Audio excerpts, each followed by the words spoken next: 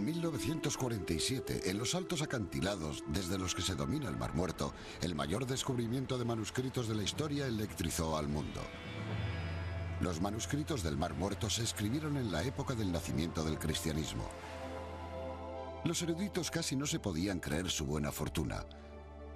Esperaban que finalmente pudiera haber pruebas del histórico Jesús. Más de 50 años, la búsqueda de ese vínculo ha sido difícil.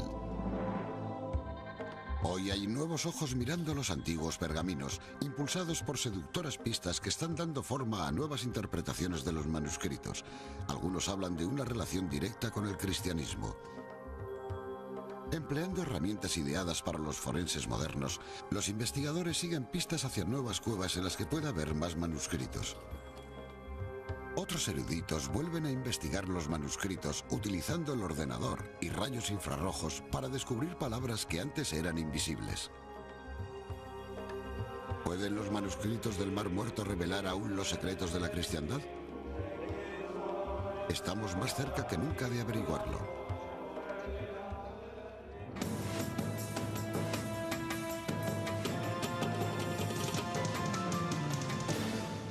Los manuscritos del Mar Muerto. A 395 metros bajo el nivel del mar, las orillas del Mar Muerto son el lugar de menor altitud de la Tierra. Es espectacular debido a los acantilados que se alzan poco después. Fue aquí donde se encontraron los manuscritos del Mar Muerto, en 11 cuevas salpicadas por el interior de los acantilados, todas dentro de una distancia de 3 kilómetros. Esta es la cuarta cueva descubierta y ha llegado una expedición dirigida por este hombre, Robert Eisenman, un erudito hebreo de la Universidad Estatal de Long Beach. Van a utilizar el último modelo de radar de penetración del suelo para buscar cuevas que se pudieron haber pasado por alto. El potencial es tremendo, por decirlo así, cultural e históricamente. Si logramos encontrar una cueva que fue hecha manualmente, si tenían un exceso de manuscritos o de documentos, habrían hecho una segunda cueva o una tercera. Y tal vez no podamos ver la entrada. El potencial es inimaginable. Es típico de lo que inspiran los manuscritos, la simple idea de descubrir nuevos manuscritos que puedan proporcionar nuevas pistas. Ha sido así desde el primer descubrimiento. Es uno de los lugares más áridos de la Tierra, yermo excepto por su historia. Este es el desierto mencionado en los Evangelios por el que Jesús caminó, donde Juan el Bautista habló de una voz en el desierto, donde los pastores siguen buscando cualquier atisbo de verde hierba entre las rocas. En 1947, un beduino arrojó una piedra en esta cueva, ahora llamada Cueva número 1. Sonó como si la piedra hubiese impactado con cerámica, con algo artificial. En su interior, el beduino encontró 10 tarros. En uno de ellos había varios fardos cuidadosamente envueltos en lino. Al regresar al campamento, desenvolvió una larga tira de piel en la que había unos extraños escritos. Los beduinos sabían que su hallazgo era antiguo, pero no sabían cuál era su antigüedad.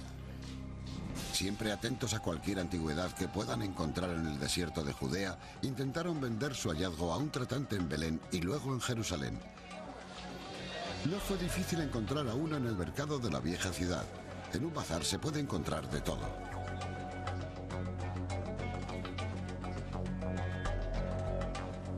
En Jerusalén, a menudo resulta difícil distinguir lo nuevo de lo antiguo, y ese era el problema. No sabían su valor. ¿Serían falsos? El primer tratante se llamaba Kenda y no sabía lo que tenía. A los beduinos les pagó $100 por sus molestias y para que siguieran trayendo más. ¿Quién iba a imaginarse que estos sucios bultos hechos jirones representaban el mayor hallazgo de manuscritos de la historia y permitían atisbar las mentes de los judíos que hace 2000 años luchaban con las ideas religiosas del hervidero que suponían estas calles de Jerusalén? El descubrimiento de 1947 fue fácil comparado a los 50 años de lucha para descubrir qué era lo que significaban. En la cara del acantilado las lecturas son interesantes. Su objetivo es una zona adyacente a la Cueva 4, donde se encontró la mayor parte de los documentos. Lo interesante es que estamos filmando en la cara del acantilado. Esto podría ser un hueco, aunque no es la señal más clara que he visto de un hueco. La pequeña caja naranja envía rayos de radar a la mezcla de grava, lodo y arcilla para crear una imagen computarizada de lo que hay en el interior. La interpretación lo es todo, excepto conseguir una buena imagen. Para eso hace falta arrojo y maña. Vimos una enorme zona vacía en uno de los 3 salientes contiguos a la Cueva 4. Queremos saber con exactitud de qué saliente se trata y queremos ver si hay otra cueva como esa. Si hubiera otra cueva como la Cueva 4, en ella habría la mayor cantidad de manuscritos del Mar Muerto encontrados hasta la fecha. La Cueva 4 se encuentra en un afloramiento desde el que se divisa el Aguati, surcado por el agua ocasional de las lluvias de Jerusalén. Es difícil entrar en ella. Hay que bajar para llegar a una cámara de unos 10 metros de largo. Como pueden ver, no es una cueva natural. Es una cueva vaciada artificialmente con el propósito de almacenar manuscritos en ella. Si se fijan, verán orificios donde probablemente tenían estantes igual que en una biblioteca moderna. Este fue el mayor filón de manuscritos del Mar Muerto. Es posible que aquí dentro hubiera unos 375.000 fragmentos de manuscritos amontonados casi hasta el techo, mezclados con guano, lodo, heces, ya saben, todo lo que puedan imaginar que se fue acumulando con el paso de los años. El equipo que descubrió la Cueva 4 se ofreció a pagar a los beduinos 30 piastras por cada centímetro cuadrado de manuscritos que encontraran. Fue un incentivo inadecuado. Rasgaron los manuscritos grandes en pequeños trozos para que les pagaran más. Pero ¿era esta cueva una biblioteca o un escondite en caso de apuro? James Van der Kamp de la Universidad de Notre Dame forma parte del equipo que restaura los manuscritos. Es una cueva bastante grande y se podía leer en ella. Es un lugar cómodo para hacer algo así en ese clima. Además, es el lugar más cercano a los edificios y cuando los atacaban o justo antes, es posible que depositaran aquí los manuscritos o que los arrojaran apresuradamente para protegerlos. Lo interesante son los textos más antiguos, los que llamamos sectarios o no bíblicos. Y tenemos unos 600 y pico. Y ahí es donde comienza el emocionante drama de interpretar lo que significan los manuscritos. Esta es la Cueva 4, la abuela de todas. Sabemos lo que decían los textos bíblicos. Eran copias de libros del Viejo Testamento. Pero los textos sectarios eran totalmente nuevos y proporcionaban información sobre las condiciones existentes en Judea que dieron origen al cristianismo. Las primeras lecturas apuntaban a grandes revelaciones. Esa sensación de asombro quedó reflejada en el primer noticiario sobre el descubrimiento. As exciting to man's imagination as outer space has been the recent discovery here in the Holy Land of ancient scrolls tightly rolled up and stored in caves along the shores of the Dead Sea.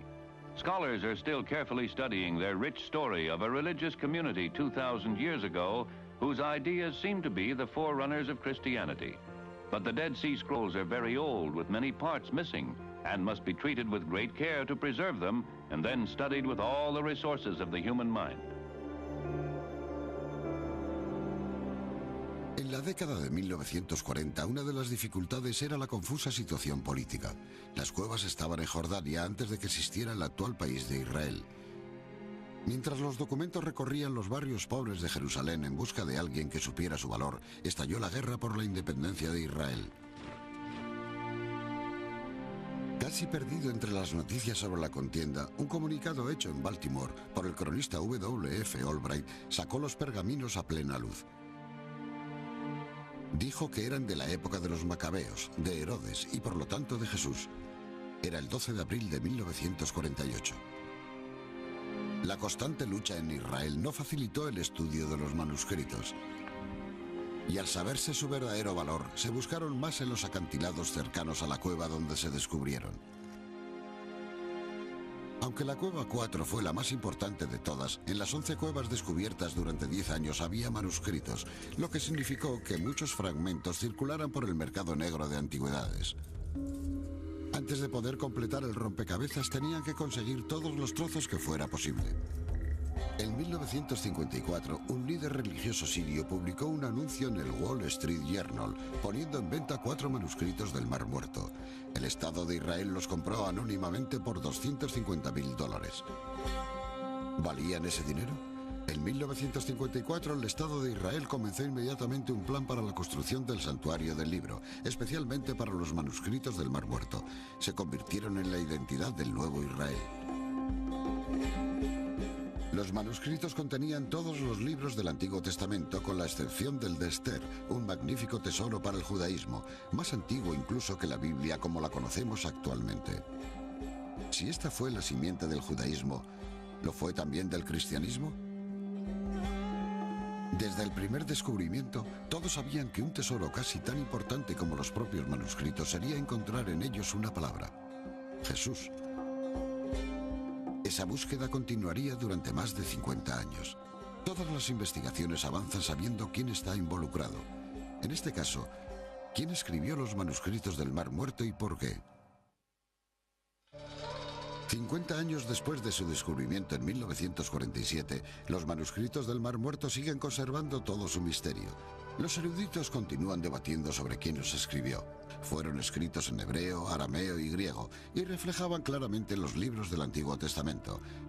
¿Pero eran cristianos también? No resultaba tan fácil establecer esa relación.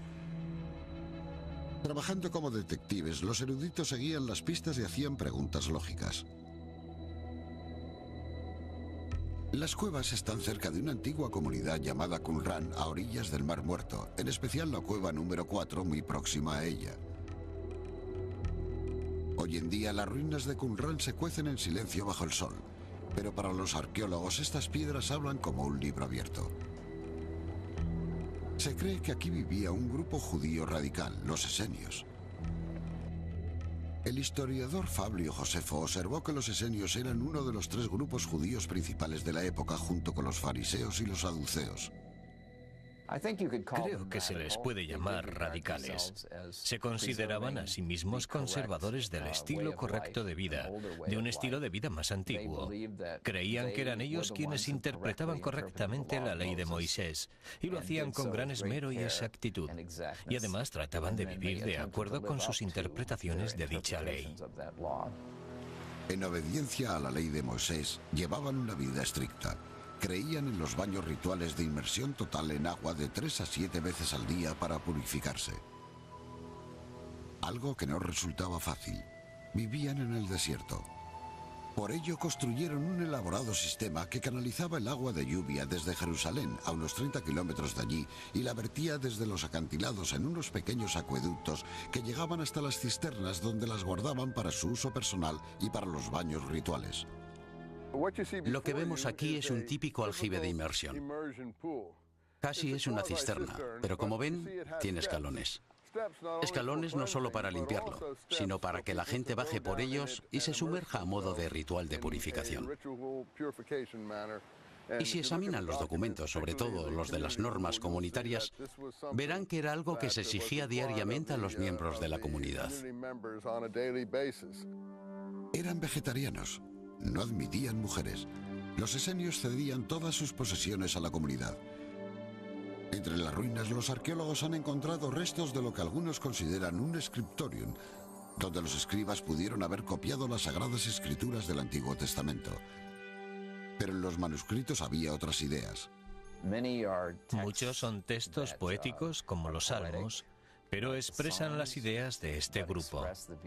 Varios de ellos tratan sobre el futuro, hablan de Mesías, del final de la guerra y cosas por el estilo. Al menos un erudito cree que la variedad de escritos contenidos en los manuscritos significa que no tienen por qué ser originarios de Qumran necesariamente, sino que pudieron ser traídos aquí durante un ataque de los romanos. Norman Gold, Universidad de Chicago. Si nos fijamos atentamente en los lugares en los que fueron encontrados, vemos que están situados en el lecho del río Awati, o cerca de él tras haber dejado atrás a Jerusalén. Por el significativo aspecto de la historia de los judíos de Jerusalén en aquella época, se vieron obligados a sacar los manuscritos de la ciudad. Siguieron los pasadizos secretos de los que Josefo habla en sus guerras judías y los escondieron en cuevas, cisternas y demás, por todo el territorio próximo al Mar Muerto, con la esperanza de que aquel terror pasaría y podrían recuperarlos y llevarlos de nuevo a Jerusalén. Me parece probable que se llevaran manuscritos a Qumrán de otros lugares. No sabemos cuáles eran esos lugares porque en los textos no hay indicación alguna. No me parece probable que los llevaran todos allí de otros lugares, ni de una sola biblioteca nacional, digamos, si es que la había en Jerusalén. No podemos darle tanta importancia a los esenios, solo eran un pequeño grupo.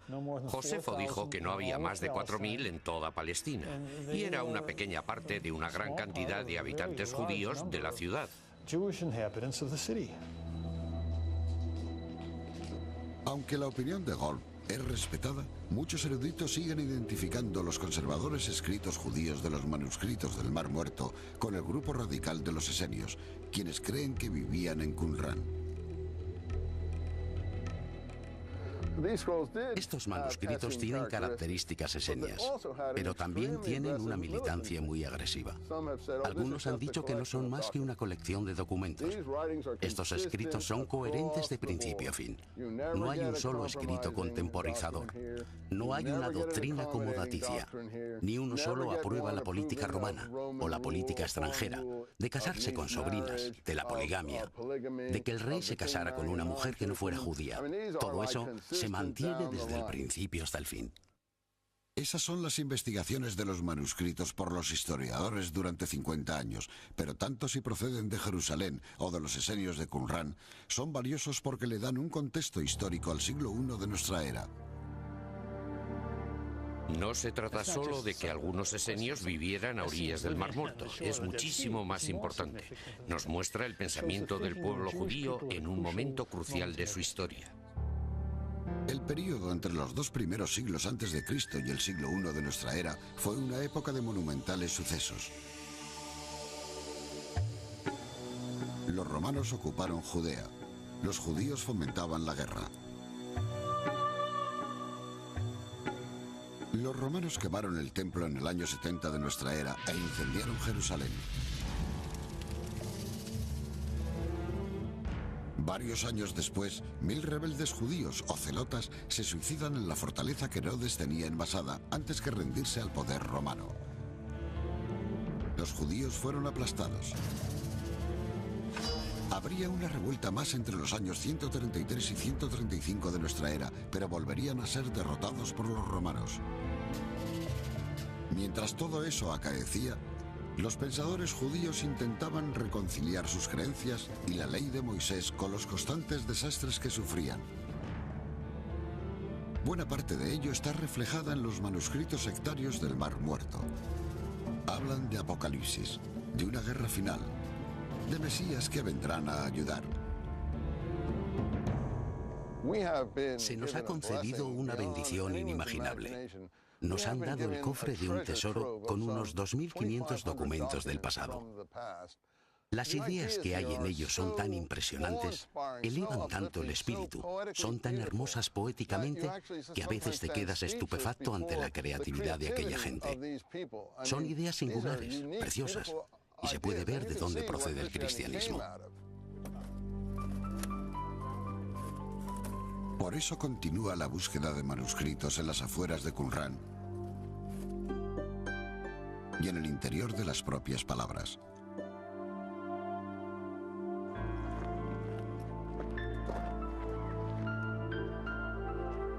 ¿Crees que ahí tenemos una buena lectura? Richard Reeves y su hijo David manejan el radar de penetración del suelo. El sendero de papel para buscar el cristianismo a orillas del Mar Muerto. Tal vez estemos a punto de encontrar un filón. No ha sido una excavación fácil. El radar de penetración del suelo indicó la posibilidad de que aquí hubiera una cueva, pero no la han encontrado. ¿Tenéis algo en lo que se vea la sonda en la que hemos cavado? El suelo es muy duro, mucho más duro de lo que creíamos. No es solo piedra caliza y barro. Casi parece granito cuando se ponen a picar en él. Y hacerlo les está llevando varios días. Han examinado unos 2,5 metros sin encontrar entrada alguna, y el polvo cae como una cascada. ¿Qué es lo que causó el problema?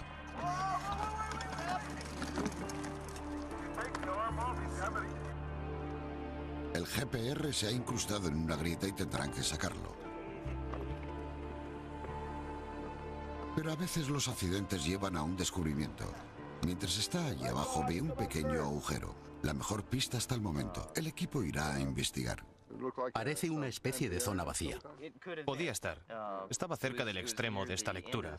Probablemente en el extremo final de las 2 últimas lecturas. Algo que tenga aspecto de ser zona vacía. Los primeros eruditos comprendieron que era algo muy valioso para el judaísmo, pero querían descubrir qué más decían los manuscritos sobre el cristianismo. Comenzaron a cotejar frases similares entre el Nuevo Testamento, los evangelios cristianos y los manuscritos del Mar Muerto. En el libro de los Hechos se describe cómo en las primeras iglesias los seguidores de Jesús entregaban sus propiedades al grupo para resolver cualquier necesidad económica que la gente pudiera tener. Solo sabemos eso de otro grupo, que es el grupo que ha sido asociado a los manuscritos. Al unirse al grupo, uno tenía que entregar sus propiedades privadas para que no hubiera distinciones debidas a la riqueza. Robert Eisenman encuentra similitudes entre el documento de Damasco, cuyos fragmentos proceden de las cuevas 4, 5 y 6, y el texto del Nuevo Testamento, que habla de arrojar redes. En el Nuevo Testamento, las redes son siempre redes que los apóstoles lanzan al mar. Redes con muchos peces, imaginería de pescadores y demás. Pero aquí, las redes están relacionadas con Belial, las redes del demonio. Y una vez más, hay paralelismos que pueden estar relacionados o no. En mi opinión, están todos relacionados. No sabemos si algunos de los seguidores de Jesús leyeron los manuscritos, pero lo que sí podemos decir es que los textos que encontramos en ellos, algunas de las ideas que encontramos en ellos, aparecen en el Nuevo Testamento. Se repiten algunas de las frases, como el grupo de los manuscritos se refiere a sí mismo como los hijos de la luz y hablan de sus rivales como los hijos de las tinieblas, y esas mismas frases son utilizadas en el Nuevo Testamento. En los manuscritos los esenios escribieron que Dios había dividido a la humanidad en 2 bandos. Ellos eran los hijos de la luz, y se referían a los que se encontraban fuera de su comunidad como los hijos de las tinieblas, a los que se debía evitar por impuros. Eran los distintos enemigos de los esenios, los sacerdotes de los templos, Pablo el cristiano, los romanos o cualquiera que no se guiara estrictamente por la ley de Moisés. Jesús se refiere a los hijos de la luz en Lucas 16, 1-9, diciendo que los hijos de este mundo son más listos al tratar con su propia generación que los hijos de la luz. Ya que Jesús predicó un amor universal hacia todos los pecadores, parece estar criticando a los esenios por su forma de vida, por rechazar a todos los pecadores. Eisenman cita otra frase, la nueva alianza encontrada en los manuscritos y la copa de la nueva alianza encontrada en la sangre de Cristo, en la última cena del Nuevo Testamento. Si repasamos el pasaje de la última cena, en el que Jesús habla de la copa de la nueva alianza y de su sangre, dice, bebed esto, Masach y Damasach. Por lo que aquí existe una relación muy clara entre el juego de palabras de Damasco y lo que ocurre en el Evangelio entre la copa de sangre y la versión paulina.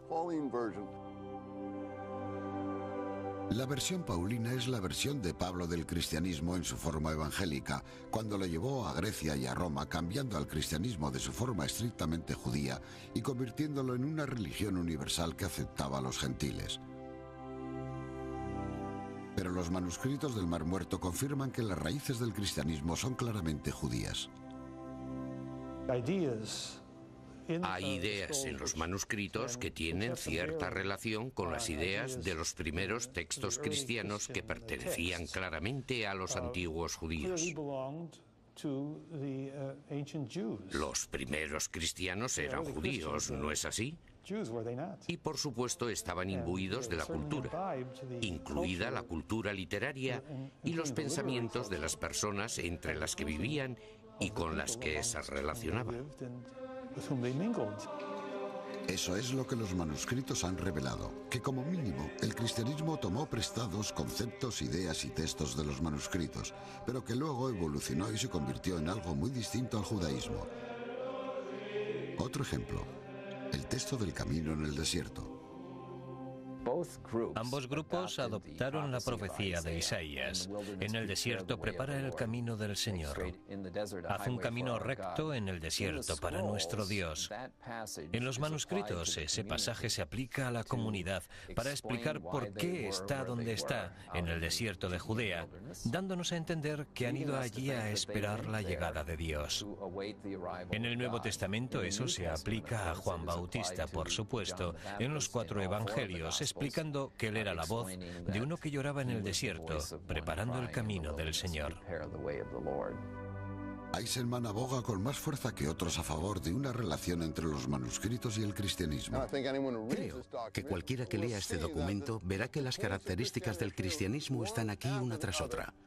Bautismo, inmersión en ríos, purificación del cuerpo, Espíritu Santo, bautismo del alma, hacer un camino en el desierto. Pero el camino está relacionado con las leyes impuestas por Moisés. El lenguaje era similar, pero el contexto cambió según fue evolucionando el cristianismo. Creo que es una forma útil de ver a la Iglesia del principio. Eran un grupo judío. Cambió posteriormente, por supuesto, pero por ser judíos conocían las tradiciones, conocían aquel lenguaje similar y lo emplearon para tratar de expresar su propia teología. Casi todas las ideas de Juan Bautista están en este documento. No creo que él escribiera esto, pero desde luego predicaba cosas similares. Por lo que tengo que datar esto por pruebas internas a principios del siglo I, no del siglo II a.C. Los cristianos creemos que Juan Bautista predicaba que Jesús iba a venir como Mesías, pero los manuscritos hablan de un Mesías de un modo distinto. Se llama La guerra de los hijos de la luz contra los hijos de las tinieblas y esboza todo un plan general de batalla apocalíptico, mesiánico, casi monástico. Al menos bastante célibe en lo tocante a observar la pureza de las normas mientras existía un estado de guerra. E indica que en esa guerra iba a participar una comunidad formada por santos guerreros, con una dedicación total. Nazarenos de toda la vida. Personas que se abstenían de ciertos alimentos, de actividades sexuales básicas, de distintos tipos de relaciones impuras, y que se iban a unir formando un ejército sagrado e iban a invitar a las huestes celestiales, lideradas por el Mesías, a que bajaran y lucharan con ellos en aquella guerra final y apocalíptica contra todo lo malo de la tierra.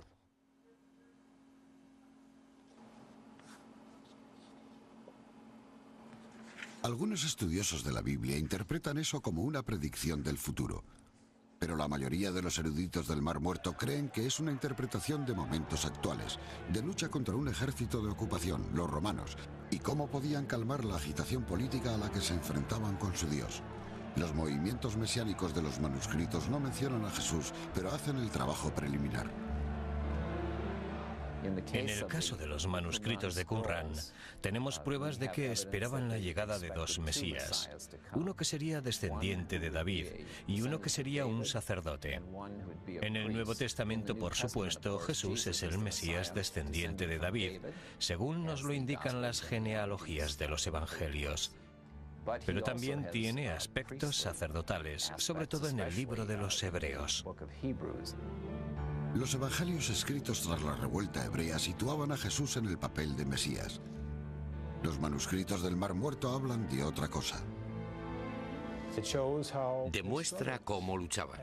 Y en esa lucha hay algo para cada uno de nosotros.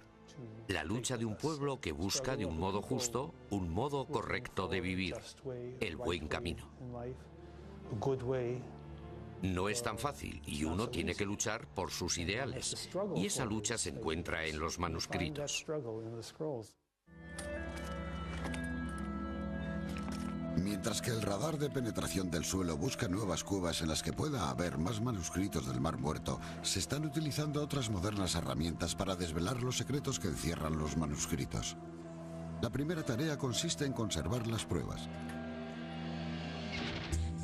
Los escribas escribieron en pieles de animales llamadas pergaminos y en papel hecho de fibras de papiro. Algunos arqueólogos creen que en Anrum había un escritorium donde los escribas o escribanos trabajaban en largas mesas. Aunque algunos de los manuscritos de 2000 años de antigüedad se encuentran en un extraordinario estado, miles de otros fragmentos no lo están. En las oficinas del sótano del Museo de Israel, 3 científicos trabajan como neurocirujanos para salvarlos. Una tarea consiste en corregir los errores de editores anteriores que unieron los fragmentos con cinta adhesiva corriente. Ahora tienen que retirar la cola de los delicados fragmentos para poder conservarlos. Ahora no utilizamos esos materiales, así que hay que retirarla. Pero antes de hacerlo, tenemos que aplicar un tinte temporal de refuerzo por el otro lado. La piel de animal o pergamino todavía conserva su resistencia igual que lo ha hecho durante 2 milenios, pero las fibras vegetales están empezando a deteriorarse en el papiro. Hay que restaurarlos para poder leer lo que se escribió en ellos. El papiro está húmedo debido a algunas de las capas vegetales. Ahora esas capas están separadas y tengo que pegarlas. Estas mujeres trabajan aquí desde hace 10 años. La restauración ha sido continua desde que se descubrieron los manuscritos hace 50 años. Si el objetivo es poder ver lo que está escrito, el paso siguiente es saber lo que significa. Para ello hay que resolver el mayor rompecabezas del mundo. Esta es la prueba de rubín común. Recuerda una especie de marca de quemadura en una piedra. Bruce Ackerman es profesor colegiado de la Universidad de Sutter, California. Su equipo ha creado un software para limpiar los textos difíciles de leer. Muchas veces en los manuscritos del Mar Muerto, igual que en otras inscripciones antiguas, temas enteros de historia y de religión y de muchas otras cosas pueden variar según la lectura apropiada de una sola letra, por lo que leyendo bien esa letra se puede cambiar la historia. El profesor Sackerman se encuentra a menudo siguiendo la mano de un escritor de hace 2000 años. En un texto encontró un espacio en el que el escriba había borrado unas letras y lo había dejado en blanco. Pertenecía al libro de Job. Está claro que en un momento dado llegó un escriba y borró el texto. Se pueden ver algunos restos, pero lo borró. Es posible que hubiera copiado algo 2 veces. Al fin y al cabo, probablemente sea un documento que no está creando. Lo está copiando de un original, y como se trata del libro de Job, y yo sé lo que debería ir ahí, lo que hice fue tratar de tomar letras de otro lugar escritas por el mismo escriba y superponerlas para ver si encajaban en los espacios en blanco.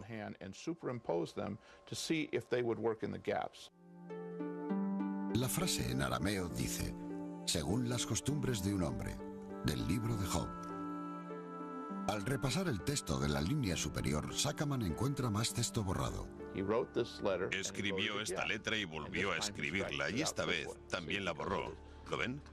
Porque una de las cosas que quería ver era qué letras valdrían. Y tomé esta letra de aquí e hice una segunda copia, y creo que eso fue lo que borró en ese lugar. Superponiendo letras de una sección escrita por el mismo escriba en una zona en la que no está claro lo que dice, y entonces alguien dice, eso es, ahí está, ahora lo veo. A veces una cosa pequeña es la que proporciona la conexión.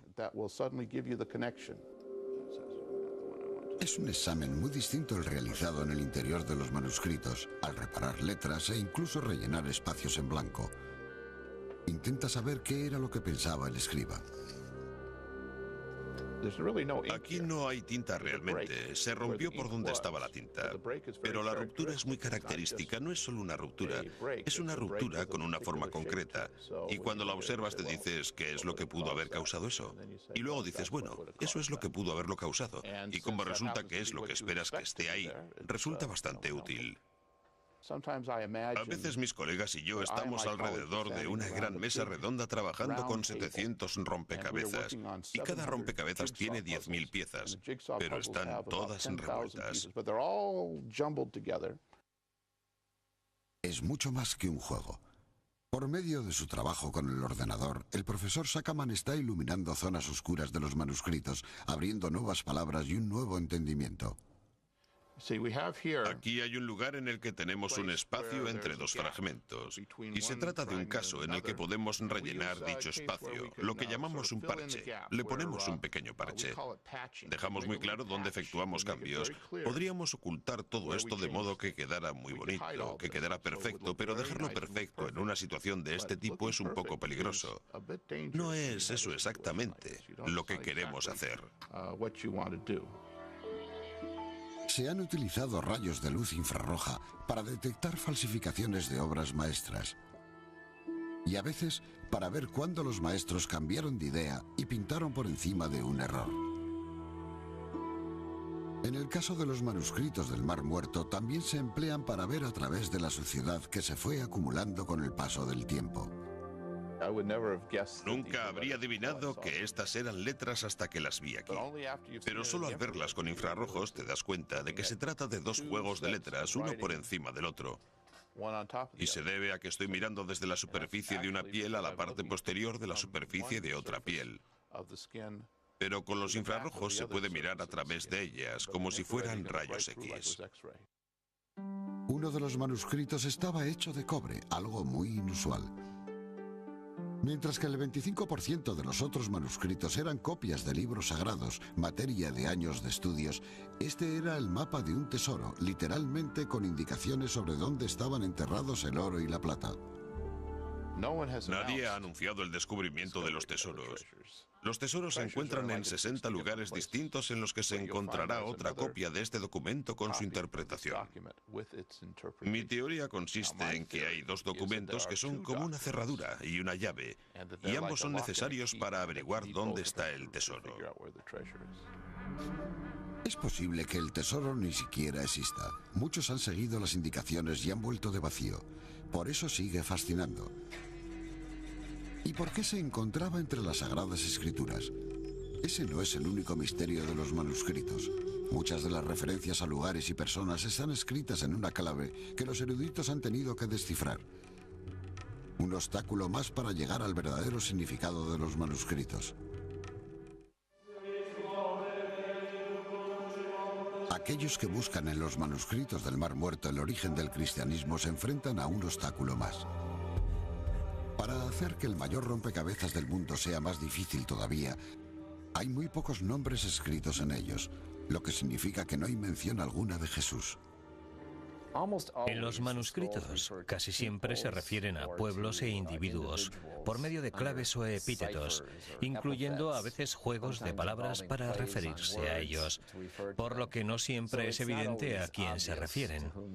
Preferiríamos que no dijeran el maestro de la rectitud o el sacerdote malvado para referirse a su rival y que nos dijeran quiénes eran.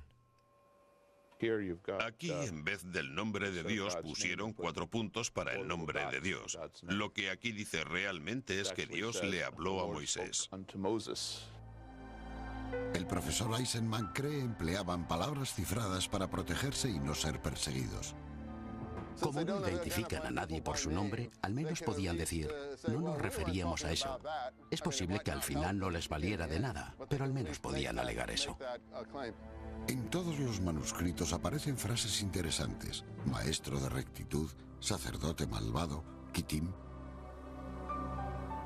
Aunque los cristianos piensan rápidamente en Jesús o en Juan Bautista en esos términos, los historiadores creen que no se pueden aplicar a ellos. Lo más probable es que los escribas estuvieran describiendo a sus propios enemigos y no se refirieran a grandiosas ideas. Como ejemplo, se cree que el maestro de rectitud es el fundador de los esenios. el sacerdote malvado, alguien con quien no están de acuerdo, que está enseñando un mensaje diferente, pero no el cristianismo. No hay pruebas convincentes que demuestren eso. No hay ningún manuscrito humeante que te permita decir, está claro que este es un manuscrito que tuvo una influencia fundamental sobre Jesús, o Jesús estuvo allí e influyó en ellos, o estuvieron allí e influyeron en Jesús o en Pedro, o en cualquiera de los primeros cristianos. Ese es el consenso de los eruditos, pero en ese consenso también se admite que el verdadero valor de los manuscritos es la historia que le proporcionaron a un pueblo en un momento de... Hubo 2 levantamientos judíos contra la ocupación romana de Palestina. 2 veces fueron derrotados los judíos y el sagrado templo de Salomón incendiado. No se le permitía sobrevivir a nadie que se resistiera a Roma. Los romanos les daban caza a todos, incluida Masada.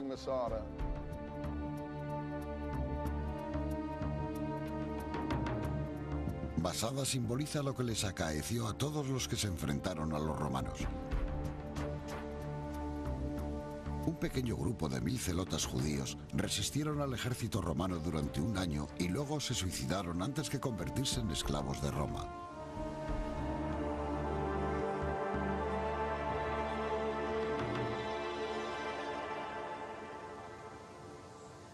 Los únicos grupos que sobrevivieron fueron los cristianos paulinos, que también alegan ser fariseos en un principio, aunque los evangelios se representan a sí mismos en contra de los fariseos, y en la figura de su Jesús como la representan ya al estilo paulino. Se refiere a la iglesia cristiana de San Pablo, que se convirtió aproximadamente cuando Jesús fue crucificado.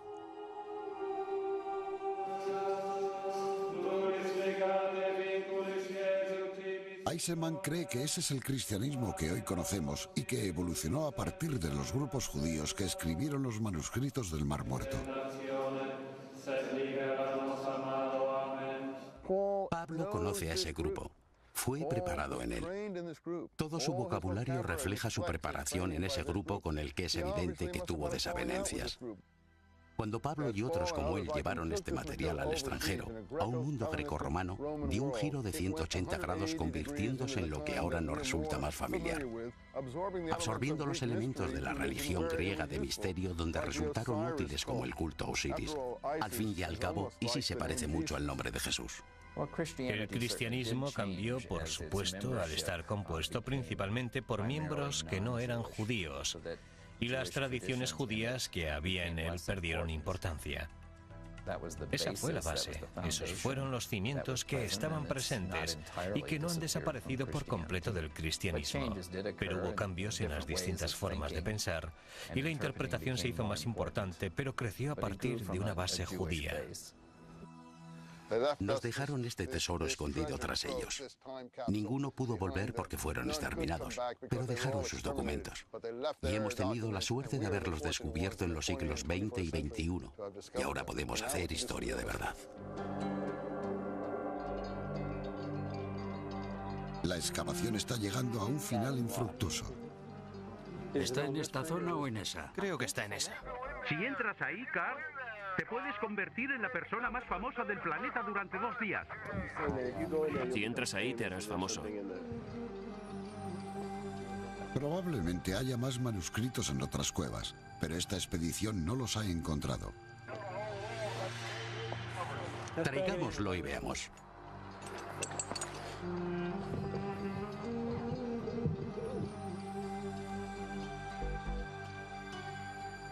Es como jugar a la gallina ciega, porque no sabemos si estamos demasiado abajo o demasiado arriba, y picar el suelo es tan difícil que no les podemos pedir a los obreros que hagan más de lo que están haciendo. Pueden haber hecho el agujero demasiado abajo o demasiado arriba, pero hemos intentado sondear físicamente lo que vimos en las imágenes del radar, y hemos hecho todo lo posible, porque el trabajo ha sido extremadamente duro y estamos cansados. No se imaginan lo duros que son esos acantilados. La verdadera exploración continuará en el interior de los manuscritos y fragmentos, empleando tecnología forense para buscar nuevas palabras escondidas en las pieles de animales.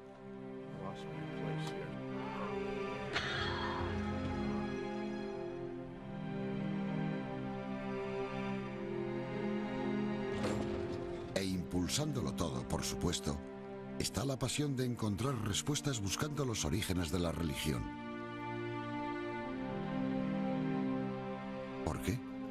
En un mundo moderno de viajes espaciales y ADN, la verdadera cuestión es cómo decidir cómo vivir con lo que una religión de 2000 años de antigüedad nos dice que creamos.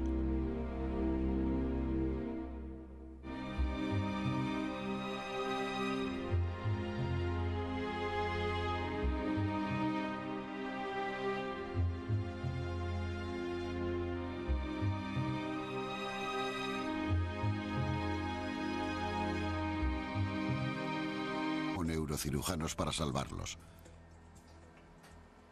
Una tarea consiste en corregir los errores de editores anteriores que unieron los fragmentos con cinta adhesiva corriente. Ahora tienen que retirar la cola de los delicados fragmentos para poder conservarlos. Ahora no utilizamos esos materiales, así que hay que retirarla. Pero antes de hacerlo, tenemos que aplicar un tinte temporal de refuerzo por el otro lado. La piel de animal o pergamino todavía conserva su resistencia igual que lo ha hecho durante 2 milenios, pero las fibras vegetales están empezando a deteriorarse en el papiro. Hay que restaurarlos para poder leer lo que se escribió en ellos. El papiro está húmedo debido a algunas de las capas vegetales.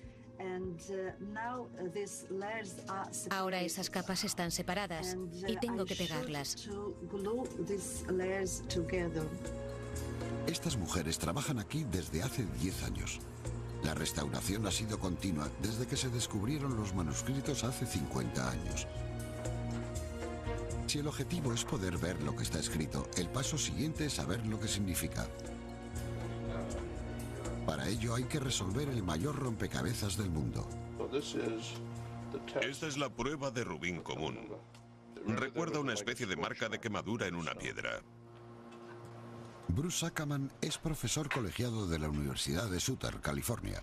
Su equipo ha creado un software para limpiar los textos difíciles de leer. Muchas veces en los manuscritos del Mar Muerto, igual que en otras inscripciones antiguas, temas enteros de historia y de religión y de muchas otras cosas pueden variar según la lectura apropiada de una sola letra. Por lo que leyendo bien esa letra, se puede cambiar la historia.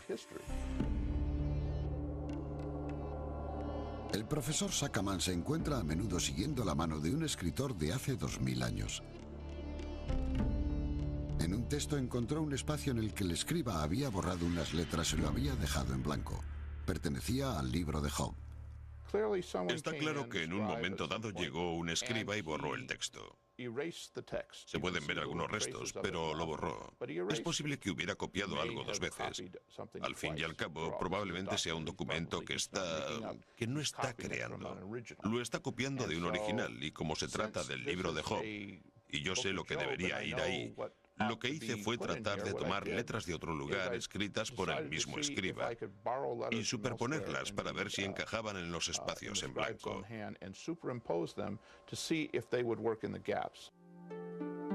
La frase en arameo dice, según las costumbres de un hombre, del libro de Job. Al repasar el texto, el período entre los 2 primeros siglos antes de Cristo y el siglo I de nuestra era fue una época de monumentales sucesos. Los romanos ocuparon Judea. Los judíos fomentaban la guerra. Los romanos quemaron el templo en el año 70 de nuestra era e incendiaron Jerusalén. Varios años después, 1000 rebeldes judíos o celotas se suicidan en la fortaleza que Herodes tenía envasada antes que rendirse al poder romano. Los judíos fueron aplastados. Habría una revuelta más entre los años 133 y 135 de nuestra era, pero volverían a ser derrotados por los romanos. Mientras todo eso acaecía, los pensadores judíos intentaban reconciliar sus creencias y la ley de Moisés con los constantes desastres que sufrían. Buena parte de ello está reflejada en los manuscritos sectarios del Mar Muerto. Hablan de Apocalipsis, de una guerra final, de mesías que vendrán a ayudar. Se nos ha concedido una bendición inimaginable. Nos han dado el cofre de un tesoro con unos 2500 documentos del pasado. Las ideas que hay en ellos son tan impresionantes, elevan tanto el espíritu, son tan hermosas poéticamente, que a veces te quedas estupefacto ante la creatividad de aquella gente. Son ideas singulares, preciosas, y se puede ver de dónde procede el cristianismo. Por eso continúa la búsqueda de manuscritos en las afueras de Qumran y en el interior de las propias palabras.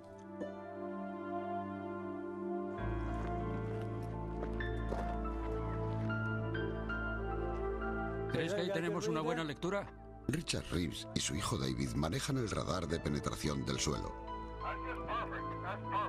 El sendero de papel para buscar el cristianismo a orillas del Mar Muerto. Tal vez estemos a punto de encontrar un filón.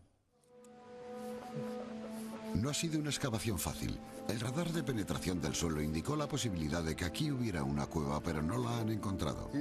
¿Tenéis algo en lo que se vea la sonda en la que hemos cavado? El suelo es muy duro, mucho más duro de lo que creíamos. No es solo piedra caliza y barro. Casi parece granito cuando se ponen a picar en él. Y hacerlo les está llevando varios días. Han examinado unos 2,5 metros sin encontrar entrada alguna, y el polvo cae como una cascada. ¿Qué es lo que causó el problema?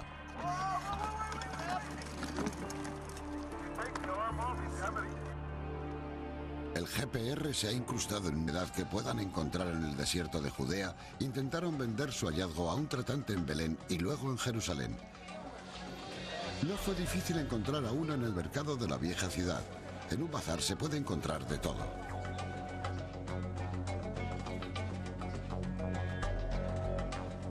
En Jerusalén, a menudo resulta difícil distinguir lo nuevo de lo antiguo, y ese era el problema. No sabían su valor. ¿Serían falsos? El primer tratante se llamaba Kenda y no sabía lo que tenía. A los beduinos les pagó $100 por sus molestias y para que siguieran trayendo más. ¿Quién iba a imaginarse que estos sucios bultos hechos jirones representaban el mayor hallazgo de manuscritos de la historia y permitían atisbar las mentes de los judíos que hace 2000 años luchaban con las ideas religiosas del hervidero que suponían estas calles de Jerusalén?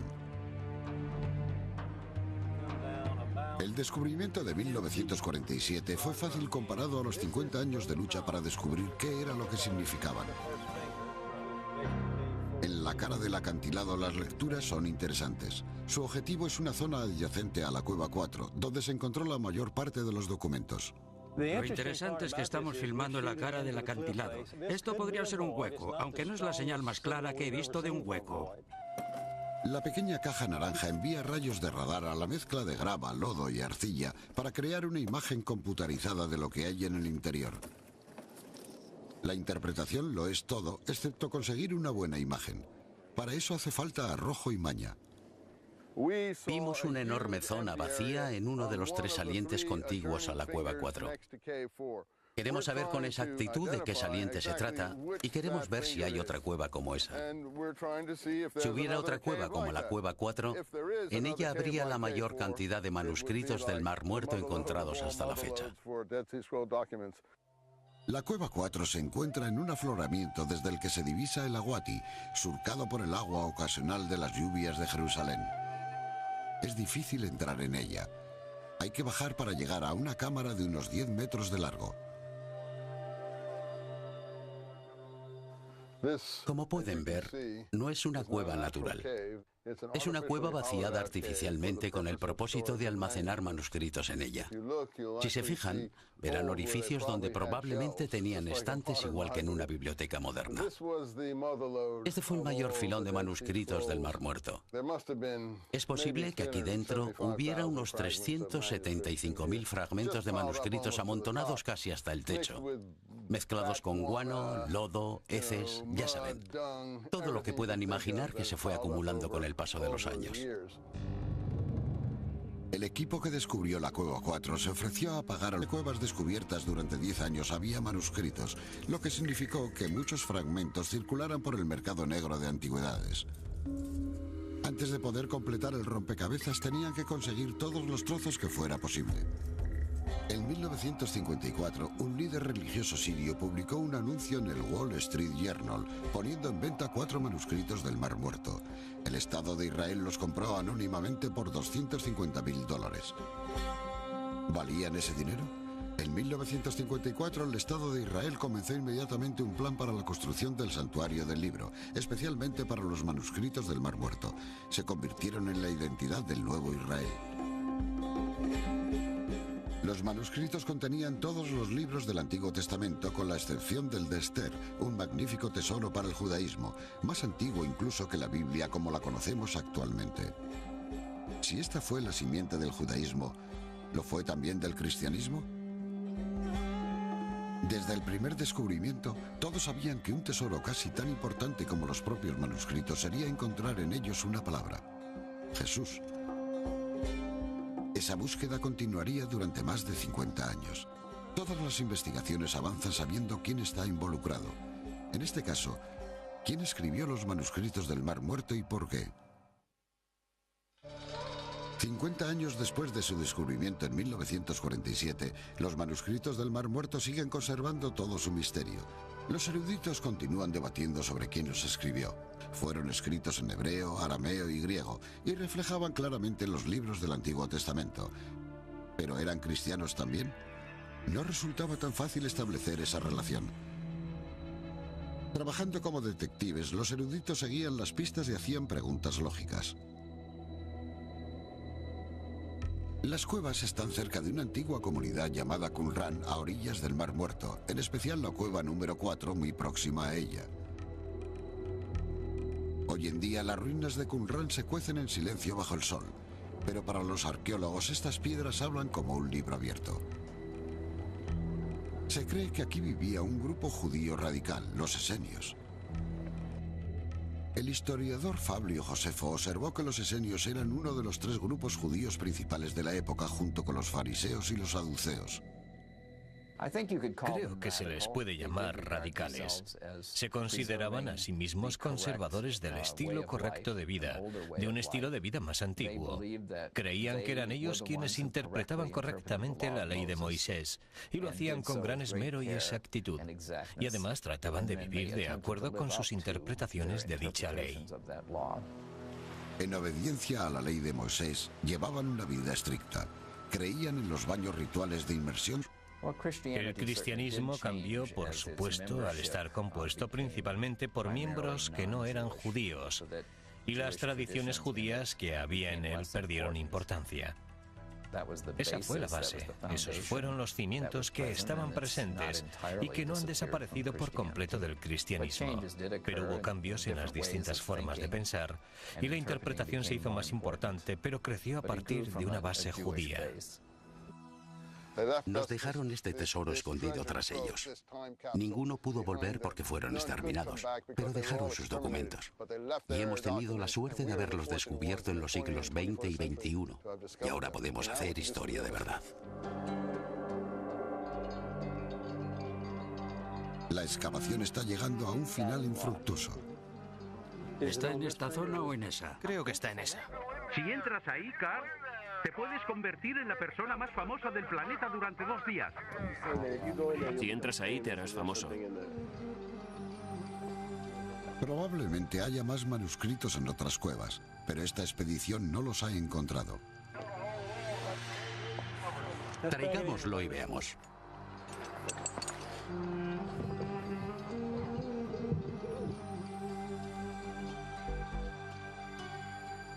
Es como jugar a la gallina ciega, porque no sabemos si estamos demasiado abajo o demasiado arriba, y picar el suelo es tan difícil que no les podemos pedir a los obreros que hagan más de lo que están haciendo. Pueden haber hecho el agujero demasiado abajo o demasiado arriba, pero hemos intentado sondear físicamente lo que vimos en las imágenes del radar, y hemos hecho todo lo posible, porque el trabajo ha sido extremadamente duro y estamos cansados. No se imaginan lo duros que son esos acantilados. La verdadera exploración continuará en el interior de los manuscritos y fragmentos, empleando tecnología forense para buscar nuevas palabras escondidas en las pieles de animales.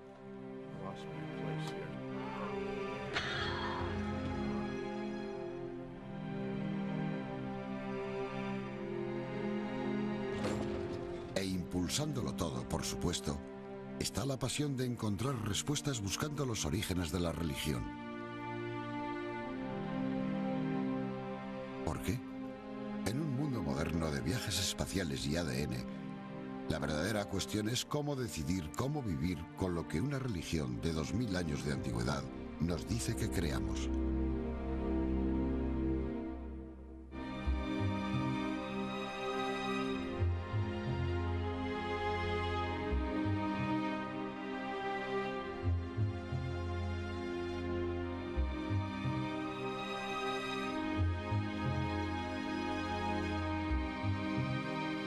Sabían su valor. ¿Serían falsos? El primer tratante se llamaba Kenda y no sabía lo que tenía. A los beduinos les pagó $100 por sus molestias y para que siguieran trayendo más. ¿Quién iba a imaginarse que estos sucios bultos hechos jirones representaban el mayor hallazgo de manuscritos de la historia y permitían atisbar las mentes de los judíos que hace 2000 años luchaban con las ideas religiosas del hervidero que suponían estas calles de Jerusalén? El descubrimiento de 1947 fue fácil comparado a los 50 años de lucha para descubrir qué era lo que significaban. En la cara del acantilado las lecturas son interesantes. Su objetivo es una zona adyacente a la Cueva 4, donde se encontró la mayor parte de los documentos. Lo interesante es que estamos filmando en la cara del acantilado. Esto podría ser un hueco, aunque no es la señal más clara que he visto de un hueco. La pequeña caja naranja envía rayos de radar a la mezcla de grava, lodo y arcilla para crear una imagen computarizada de lo que hay en el interior. La interpretación lo es todo, excepto conseguir una buena imagen. Para eso hace falta arrojo y maña. Vimos una enorme zona vacía en uno de los 3 salientes contiguos a la Cueva 4.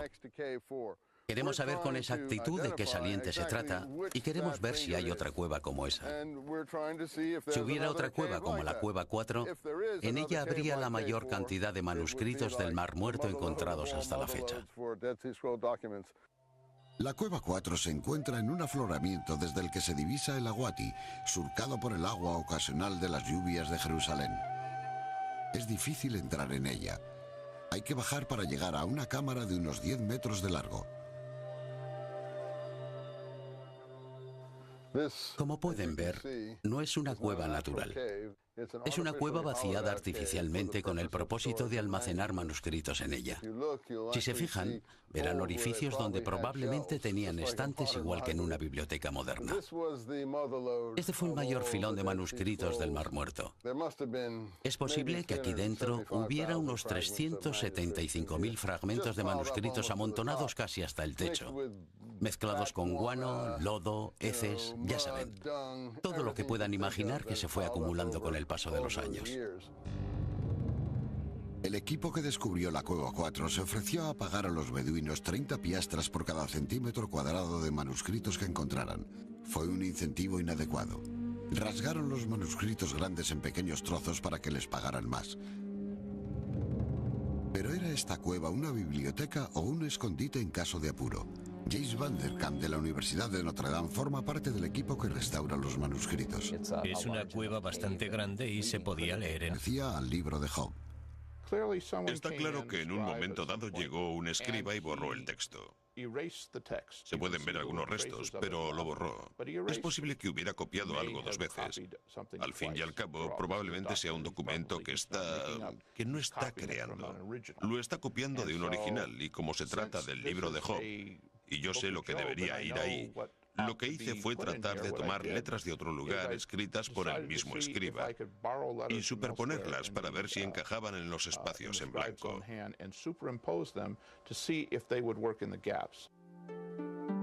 La frase en arameo dice, según las costumbres de un hombre, del libro de Job. Al repasar el texto de la línea superior, Sackerman encuentra más texto borrado. Escribió esta letra y volvió a escribirla, y esta vez también la borró. ¿Lo ven? Porque una de las cosas que quería ver era qué letras valdrían. Y tomé esta letra de aquí e hice una segunda copia y creo que eso fue lo que borró en ese lugar. Superponiendo letras de una sección escrita por el mismo escriba en una zona en la que no está claro lo que dice, y entonces alguien dice, eso es, ahí está, ahora lo veo. A veces una cosa pequeña es la que proporciona la conexión. Es un examen muy distinto al realizado en el interior de los manuscritos, al reparar letras e incluso rellenar espacios en blanco. Intenta saber qué era lo que pensaba el escriba. Aquí no hay tinta realmente, se rompió por donde estaba la tinta, pero la ruptura es muy característica, no es solo una ruptura, es una ruptura con una forma concreta, y cuando la observas te dices qué es lo que pudo haber causado eso, y luego dices, bueno, eso es lo que pudo haberlo causado, y como resulta que es lo que esperas que esté ahí, resulta bastante útil. A veces mis colegas y yo estamos alrededor de una gran mesa redonda trabajando con 700 rompecabezas y cada rompecabezas tiene 10.000 piezas, pero están todas revueltas. Es mucho más que un juego. Por medio de su trabajo con el ordenador, el profesor Sackerman está iluminando zonas oscuras de los manuscritos, abriendo nuevas palabras y un nuevo entendimiento. Aquí hay un lugar en el que tenemos un espacio entre dos fragmentos, y se trata de un caso en el que podemos rellenar dicho espacio, lo que llamamos un parche. Le ponemos un pequeño parche. Dejamos muy claro dónde efectuamos cambios. Podríamos ocultar todo esto de modo que quedara muy bonito, que quedara perfecto, pero dejarlo perfecto en una situación de este tipo es un poco peligroso. No es eso exactamente lo que queremos hacer. Se han utilizado rayos de luz infrarroja para... De la poligamia, de que el rey se casara con una mujer que no fuera judía. Todo eso se mantiene desde el principio hasta el fin. Esas son las investigaciones de los manuscritos por los historiadores durante 50 años, pero tanto si proceden de Jerusalén o de los esenios de Qumrán, son valiosos porque le dan un contexto histórico al siglo I de nuestra era. No se trata solo de que algunos esenios vivieran a orillas del Mar Muerto, es muchísimo más importante. Nos muestra el pensamiento del pueblo judío en un momento crucial de su historia. El período entre los dos primeros siglos antes de Cristo y el siglo I de nuestra era fue una época de monumentales sucesos. Los romanos ocuparon Judea. Los judíos fomentaban la guerra. Los romanos quemaron el templo en el año 70 de nuestra era e incendiaron Jerusalén. Varios años después, 1000 rebeldes judíos o celotas se suicidan en la fortaleza que Herodes tenía envasada antes que rendirse al poder romano. Los judíos fueron aplastados. Habría una revuelta más entre los años 133 y 135 de nuestra era, pero volverían a ser derrotados por los romanos. Mientras todo eso acaecía, los pensadores judíos intentaban reconciliar sus creencias y la ley de Moisés con los constantes desastres que sufrían. Buena parte de ello está reflejada en los manuscritos sectarios del Mar Muerto. Hablan de Apocalipsis, de una guerra final, de mesías que vendrán a ayudar. Se nos ha concedido una bendición inimaginable. Nos han dado el cofre de un tesoro con unos 2.500 documentos del pasado. Las ideas que hay en ellos son tan impresionantes, elevan tanto el espíritu, son tan hermosas poéticamente, que a veces te quedas estupefacto ante la creatividad de aquella gente. Son ideas singulares, preciosas, y se puede ver de dónde procede el cristianismo. Por eso continúa la búsqueda de manuscritos en las afueras de Qumrán y en el interior de las propias palabras.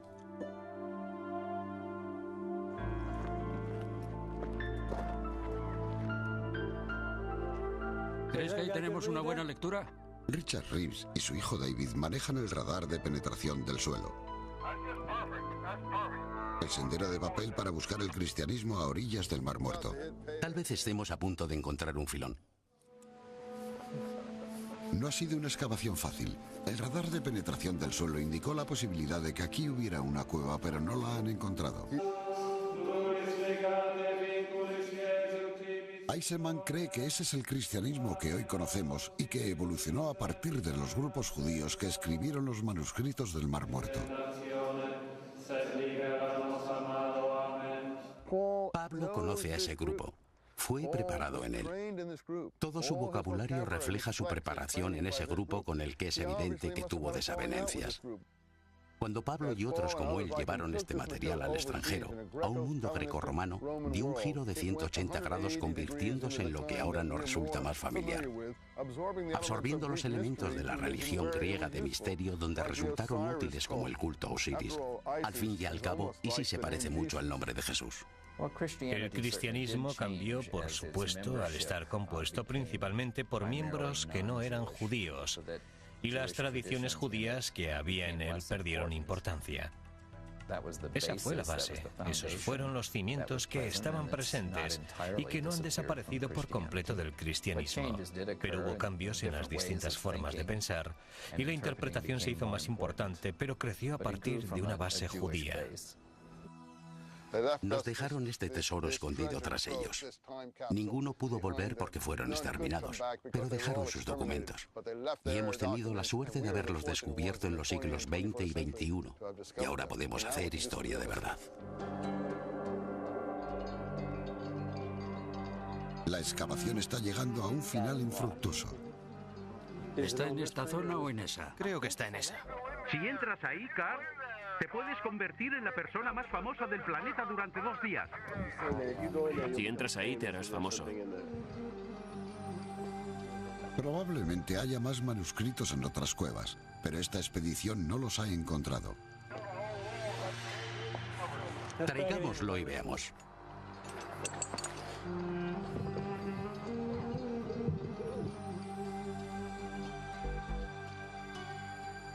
Es como jugar a la gallina ciega, porque no sabemos si estamos demasiado abajo o demasiado arriba, y picar el suelo es tan difícil que no les podemos pedir a los obreros que hagan más de lo que están haciendo. Pueden haber hecho el agujero demasiado abajo o demasiado arriba, pero hemos intentado sondear físicamente lo que vimos en las imágenes del radar, y hemos hecho todo lo posible, porque el trabajo ha sido extremadamente duro y estamos cansados. No se imaginan lo duros que son esos acantilados.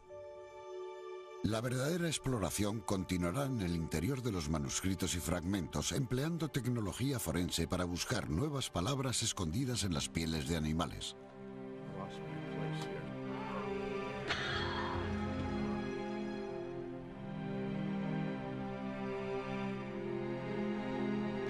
Se vieron obligados a sacar los manuscritos de la ciudad. Siguieron los pasadizos secretos de los que Josefo habla en sus guerras judías y los escondieron en cuevas, cisternas y demás, por todo el territorio próximo al Mar Muerto, con la esperanza de que aquel terror pasaría y podrían recuperarlos y llevarlos de nuevo a Jerusalén. Me parece probable que se llevaran manuscritos a Qumran de otros lugares. No sabemos cuáles eran esos lugares porque en los textos no hay indicación alguna. No me parece probable que los llevaran todos allí de otros lugares, ni de una sola biblioteca nacional, digamos, si es que la había en Jerusalén. No podemos darle tanta importancia a los esenios, solo eran un pequeño grupo. Josefo dijo que no había más de 4.000 en toda Palestina, y era una pequeña parte de una gran cantidad de habitantes judíos de la ciudad. Aunque la opinión de Golb es respetada, muchos eruditos siguen identificando los conservadores escritos judíos de los manuscritos del Mar Muerto con el grupo radical de los esenios, quienes creen que vivían en Qumran.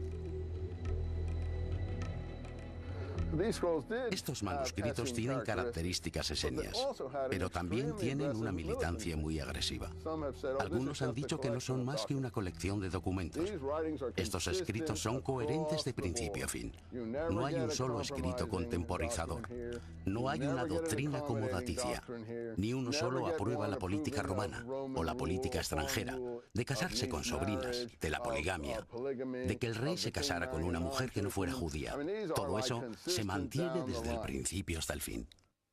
Esas son las investigaciones de los manuscritos por los historiadores durante 50 años, pero tanto si proceden de Jerusalén o de los esenios de Qumrán, son valiosos porque le dan un contexto histórico al siglo I de nuestra era.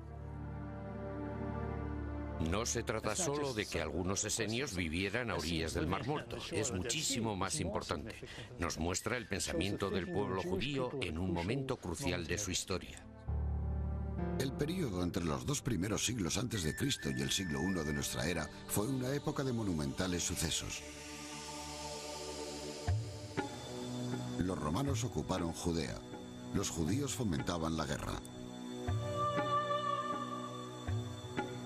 Los romanos quemaron el templo en el año 70 de nuestra era e incendiaron Jerusalén. Varios años después, 1000 rebeldes judíos o celotas se suicidan en la fortaleza que Herodes tenía envasada antes que rendirse al poder romano. Los judíos fueron aplastados. Habría una revuelta